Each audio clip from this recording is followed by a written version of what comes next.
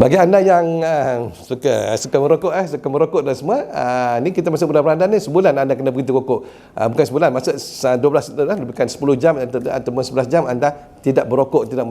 Dan kalau boleh tuan semua, azam tahun ni 2025 dan semua, Ramadan kita anda adalah bulan ataupun tahun anda berhenti rokok. Okey, ada tips bagaimana? Ustaz Timur dan guru Ustaz, bagaimana tuan semua nak berhentikan rokok bagi anda yang kata ketagihan rokok InsyaAllah waktu anda nak berbuat, waktu anda masa kita berpuasa, kita terasa nak isap rokok dan semua, maka tuan-tuan baca, ambil tangan kanan anda baca suratul fil. Bismillahirrahmanirrahim. Alam tara kaifa fa'ala rabbuka bi ashabil fil alam yaj'al kaidahum fi tadlil wa arsala alaihim tayran ababil tarmihim bi hijaratin min sijil faja'alahum ka'asfin ma'kul. Anda tiup pada tapak tangan anda dengan niat, ya Tuanku, hilangkanlah rasa atau pendera rasaku untuk menghisap rokok. Anda sapu kat leher anda ni, insyaAllah. Dan anda boleh buat beberapa kali. Bahkan kalau masa bulan selepas buka puasa, anda rasa biasanya selepas buka puasa ni